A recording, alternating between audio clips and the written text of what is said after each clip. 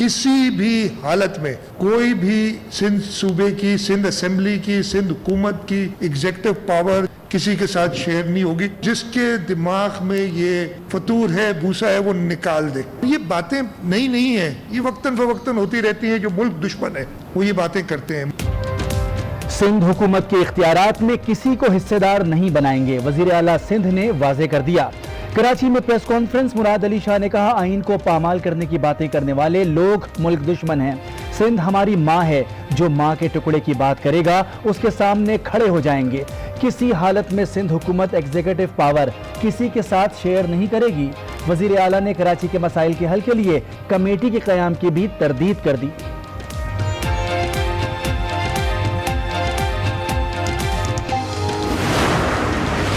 कराची में 27 अरब से 38 मंसूबे बनाए हैं। 38 बड़े नाले पहली बार सिंध हुकूमत साफ कर रही है। वजीर आला सिंध ने आदाद-ओ-शुमार सामने रख दिए। प्रेस कॉन्फ्रेंस में बताया, 57.5% टैक्स सिंध से इकट्ठा होता है। हमारे बनाए गए अंडरपासेस में कभी पानी जमा नहीं हुआ। पीपल्स पार्टी बल्दियाती इंतखाबात के हक में है।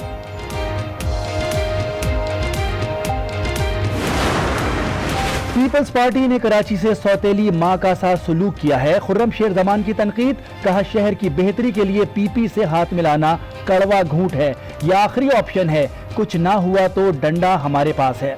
शहर को फौज के हवाले करने और सूबा बनाने के मुतालबात हालात के बाइस सामने आए।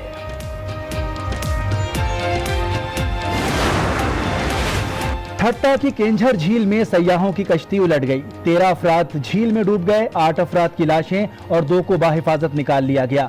दीगर 3 की तलाश जारी। डूबने वालों में खवातीन और बच्चे शामिल। जहां बहक अफराद का ताल्लुक कराची के इलाके महमूदाबाद से है।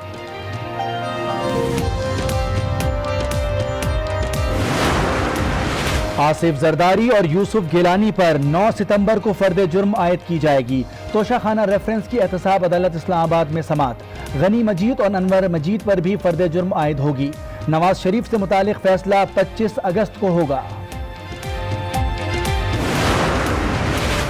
नैब और अदालतों पर दबाव डाला जा रहा है। कठपुतली हुकूमत ज्यादा दिन नहीं चलेगी, बिलावल भुट्टो की ललकार। पूरे खानदान को गिरफ्तार कर लो, 18वीं तरमीम और एनएफसी पर आंच नहीं आने देंगे। बिलावल की सियासत का महवर अपनी चोरी बचाना है। वजीर मवासलात मुराद सईद का रद्द अमल, कहा ये कारकुनान को ढाल बनाकर इदारों को धमकाने आते हैं। शरीफों को बुलाया जाए तो वो इदारों पर हमले करते हैं। लूटी गई दौलत का उनके पास जवाब नहीं। तवानाई के शोबे में इस्लाहात लाई जा रही हैं। साबका हुकूमतों ने तवानाई के शोबे पर तवज्जो नहीं दी। वफाकी वजीर तवानाई उमर अयूब की प्रेस कॉन्फ्रेंस, बोले मुल्की मफाद में IPPs के साथ मुआहिदे किए गए। तवानाई के शोबे में इस्लाहात लाने के लिए 3 हफ्ते दरकार हैं।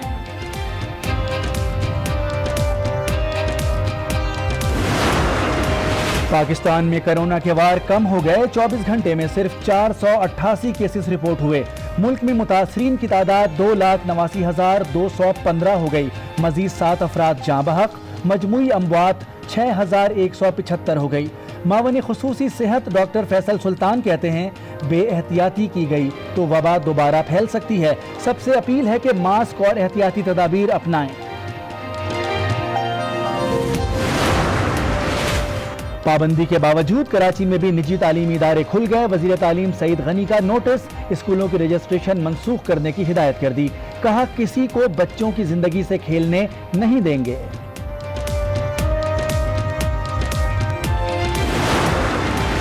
खैबर पख्तूनख्वा में स्कूल मालकान की हड़धर्मी। सवात और मर्दान में आज भी निजी स्कूल खुल दिए गए।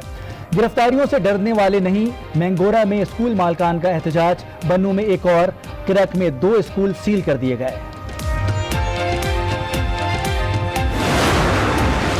कोरोना केसेस के बायस पेशावर के 6 इलाकों में माइक्रो स्मार्ट लॉकडाउन। नोटिफिकेशन जारी कर दिया गया। Hayatabad, Shami road, Shaheen tower, Akbar town शामिल। मुतासरा इलाकों में दाखिले और बाहर निकलने पर पाबंदी।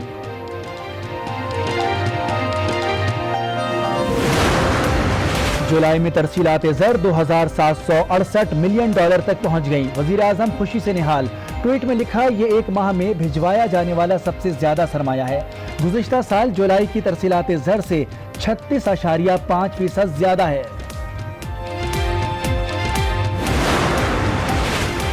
سانگڑ کا سرحدی علاقہ چھلوتھر قدرتی حسن سے مالا مال ہے. بارش کے بعد جھیل کی خوبصورتی مزید نکھر گئی. بڑی تعداد میں سیاح پہنچ گئے.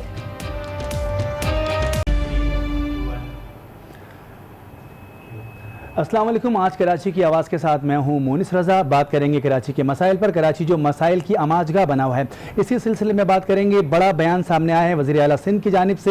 وزیر اعلیٰ سندھ مراد علی شاہ کا کہنا ہے کہ گزشتہ 3 برس کے دوران 27 ارب روپے کی لاگت سے 38 بڑے منصوبے مکمل کیے. انہوں نے سندھ حکومت پر تنقید کرنے والوں کو یاد دلایا کہ نارتھ کراچی کے بنگلوں کی جگہ کثیر المنزلہ عمارتیں پیپلز پارٹی کے دور میں نہیں بنی. 27 ارب روپے سے 38 بڑے ترقیاتی منصوبے مکمل کیے. وزیر اعلیٰ سندھ نے اعداد و شمار سامنے رکھ دیے.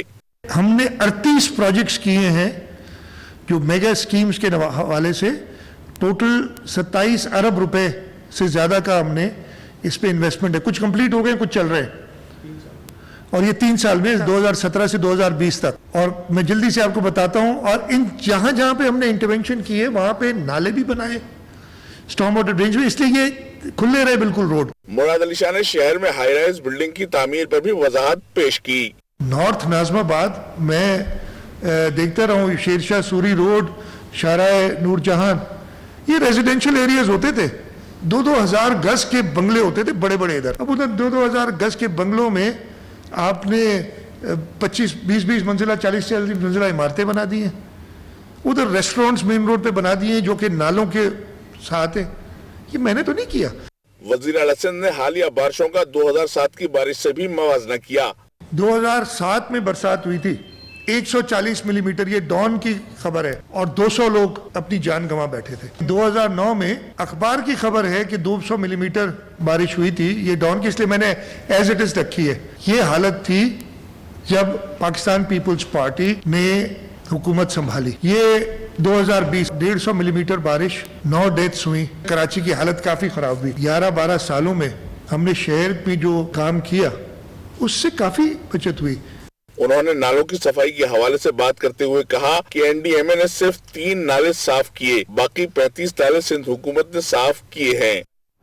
بات ہو رہی ہے کراچی شہر کی, جہاں پر پوائنٹ اسکورنگ کی جا رہی ہے. سیاسی پوائنٹ اسکورنگ کے لیے 3 بڑی سیاسی جماعتوں کے نام سامنے آئے, اور تینوں سیاسی بڑی جماعتوں نے کہا کہ ہم مل کر کام کریں گے. لیکن اس بیان کے بعد ہم نے دیکھا کہ تینوں سیاسی جماعتوں میں دوریاں نظر آنے لگیں. اسی پر بات کریں گے. اسٹوڈیو میں ہمارے ساتھ موجود ہیں بیورو چیف کراچی رفعت سعید. جی رفعت سعید, کیا کہیں گے؟ آج بہت بڑا بیان دے دیا وزیر اعلیٰ سندھ نے, جس میں انہوں نے کہا کہ یہ تمام تر صورتحال کی ذمہ دار پاکستان پیپلز پارٹی نہیں ہے. دیکھیں, ایک لحاظ سے انہوں نے بات بالکل درست کہی ہے کہ کراچی کی جو بات ساری, آپ خالد بن ولید روڈ لے رہے ہیں نارتھ آباد کی, تو انہوں نے مثال دے دی. واقعی یہ بات درست ہے کہ 2-2 ہزار گز کے بنگلے تھے. بہادر آباد جا کے دیکھیں, آج سے چند سال پہلے ہی آپ دیکھیں ان سڑکوں پہ نظر دوڑائیں تو یہاں بنگلے ہوا کرتے تھے. آج وہاں 20-20 منزلہ عمارتیں ہیں. انفراسٹرکچر وہی ہے, گٹر لائنیں اسی طرح کی ڈلی ہوئی ہیں. ان گھروں کے لحاظ سے یقیناً بجلی, پانی, گیس, سب چیزوں کا بحران تو آنا ہی ہے. لیکن میں ایک بات یہاں یہ کہوں گا کہ بنیادی طور سے اس کو روکنا کس کی ذمہ داری تھی؟ یہ سندھ حکومت کی ذمہ داری تھی. جس وقت یہ عمارتیں بن رہی ہوتی ہیں, جس وقت ان کی تعمیرات ہو رہی ہوتی ہیں, تو آنکھیں بند رکھی جاتی ہیں, اور جب یہ مکمل بن کے کھڑی ہو جاتی ہیں تو پھر اس پہ اعتراضات آنے لگتے ہیں. تو میرے خیال میں اس میں حکومت کی بھی ذمہ داری ہے. سندھ حکومت بالکل ذمہ دار ہے. سارے بری ذمہ نہیں ہو سکتی حکومت, چاہے کسی کی بھی ہو, لیکن 12 سال سے تو پاکستان پیپلز پارٹی کی حکومت ہے, اور ان 12 سالوں میں جو تعمیرات ہوئی ہیں ان سڑکوں پر, وہ بالکل کنکریٹ کا جنگل بن گیا ہے. گلستان جوہر دیکھ لیں, خالد بن ولید, نارتھ آباد, اور یہ نور شاہراہ نور جہاں, یہ بالکل درست کہہ رہے ہیں یہ بات. تو لیکن ان سب کو روکنا بھی تو آپ کا کام تھا. اگر یہ بنی تو کسی کی اجازت سے بنی, کسی نے تو پیسے لیے, کسی نے تو سہولتیں دی. اگر ایم کیو ایم کے لوگ تھے تو ان کے خلاف کارروائی ہونی چاہیے. کارروائی تو کریں کسی کے خلاف. خالی باتیں کرنے سے, بیان بازی سے میرے خیال میں مسئلہ آگے ٹھیک ہونے والا نہیں ہے. اچھا, یہ بھی بتائے گا کہ جس طرح سے کراچی شہر کو اون کرنے کی بات کی جا رہی ہے, تین سیاسی جماعتوں کو اکٹھا کرنے کی بات کی گئی. ہم نے دیکھا ریاست کی طاقت کو استعمال کرتے ہوئے تینوں سیاسی جماعتوں کو اکٹھا کیا گیا, لیکن پھر دوریاں پیدا ہو گئیں. کیا معاملہ ہے؟ دیکھیں, یہ معاملہ اتنا سادہ اور آسان نہیں ہے. میں آپ کو ایک بات بتا دوں گا, یہ سلسلہ شروع ہوا تھا جب وزیر اعلیٰ مراد علی شاہ اسلام آباد گئے. گورنر سندھ نے ان سے بات بھی کی اس حوالے سے, اور وہ پیش رفت ہوتے ہوتے بات آگے پہنچی, کیونکہ انہوں نے اپنی پارٹی سے مشورہ کرنا تھا, اور اس کے بعد یہ ہوا. معاملہ کہ ایک میسج ضروری ملا ہے سندھ حکومت کو کہ کراچی کے معاملات ٹھیک کرنے کے حوالے سے اسٹیبلشمنٹ چاہتی ہے کہ سارے معاملات ٹھیک ہوں، اسی لیے این ڈی ایم اے کا ذکر آیا ہے اس سارے معاملے میں.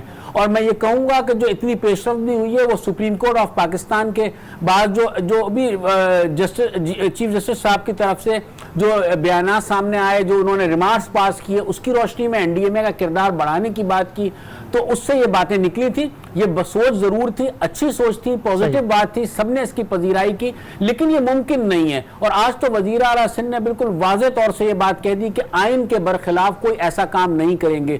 گو کہ وزیر اعلیٰ سندھ کو یہ یقین دہانی وفاقی حکومت کے نمائندوں کی طرف سے کروائی گئی تھی کہ وفاقی حکومت نہیں چاہتی نہ گورنر راج لگانا، نہ کراچی کو اپنے زیر کنٹرول لینے کا معاملہ ہے، لیکن معاملات کہیں اور سے ہیں، دباؤ ہے. اور کراچی چونکہ سی پیک کے حوالے سے کراچی کی ایک اہمیت اور افادیت اپنی جگہ پر ہے، تو اس کی وجہ سے کراچی کے معاملات ٹھیک ہونے ہیں، چاہے کسی طرح سے بھی ہوں، چاہے کچھ بھی کرنا پڑے. یہ سوچ اب ڈیولپ ہو چکی ہے، پختہ ہو چکی ہے.